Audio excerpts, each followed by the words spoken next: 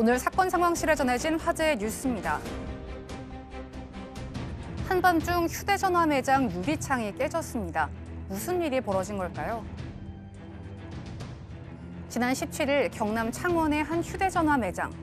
한 남성이 불이 꺼진 매장 앞을 어슬렁거립니다. 잠시 후 어디선가 소화기가 날아오더니 매장 유리가 깨지는데요.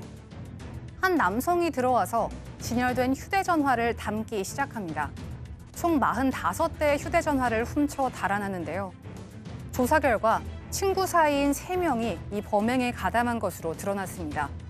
경찰은 주범 2명을 구속했으며 나머지 1명은 불구속 입건했습니다.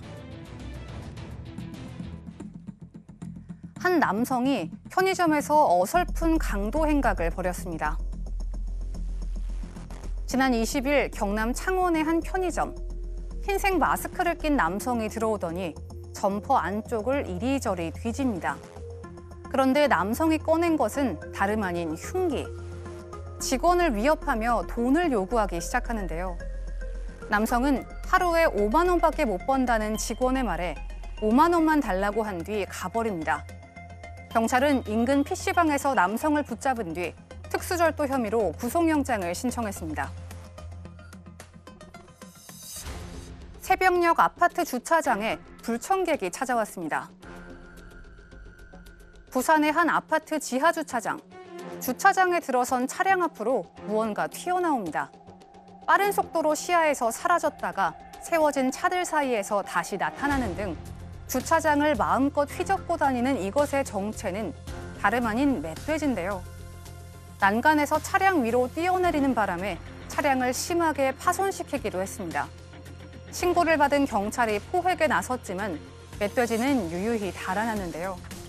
주택가로 향했을 가능성을 고려해 경찰은 이 멧돼지의 행방을 찾고 있습니다. 검찰이 조재범 전 코치에게 징역 2년을 내려달라고 재판부에 요청했습니다. 오늘 오전 조재범 전 코치가 상습 상해 혐의에 대한 항소심 공판에 출석했습니다.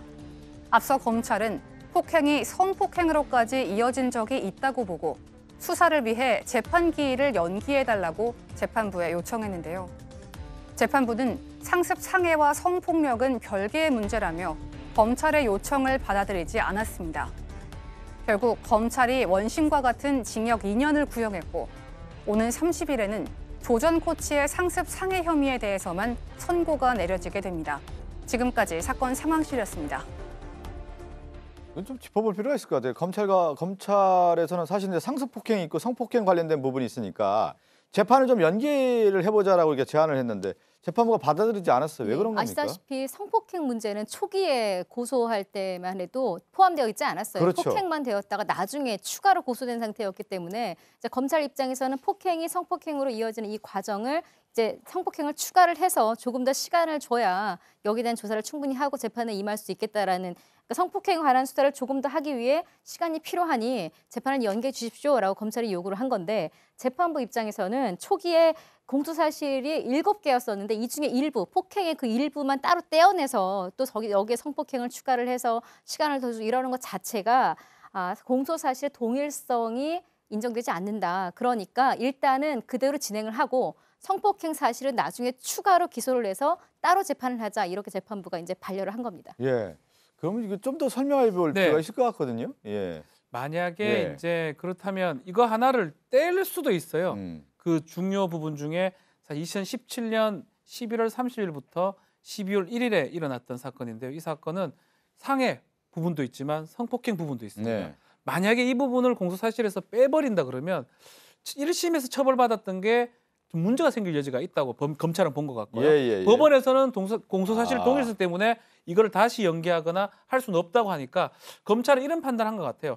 이 사건하고 그날 있었던 상해 사건하고 성폭행 사건은 달리 볼 여지가 있다. 이틀에 걸쳐서 일어났고 달리 볼 여지가 있기 때문에 그대로 이건 상습상해로 간다 하더라도 새롭게 조사를 한 걸 바탕으로 해서 성폭행으로 기소를 하면 문제가 없다고 판단한 것 같아요. 그런데 만약에 이거를 빼놨다가 혹시 형량이 줄어들 수가 있기 때문에 상습상해대로 그대로 가면서 다시 1심부터 성폭행 부분을 다시 하겠다. 이게 검찰의 의도로 보입니다. 그러니까 이해가 되네요. 그러니까 재판부의 판단은 확실히 이제 상습 폭행하고 네. 이 성폭행 관련된 부분은 이제 별개다. 네. 이렇게 재판이 그렇게 이제 진행이 될 것으로 보이고 이번에 이제 검찰에서는 조재범 전 코치에 대해서 폭행과 관련된 부분에서는 징역 2년을 구형을 했습니다.